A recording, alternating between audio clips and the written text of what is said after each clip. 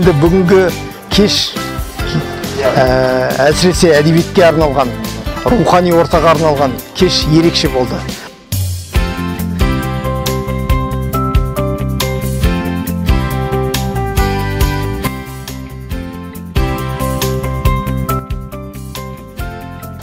Адамды тәрбиелейтін кітап. Кітаппен дос болған адам ол философ, ол ақын, ол жазушы, ол актер. Кітап ой сананы кеңейтеді, кітап тәрбиелейді.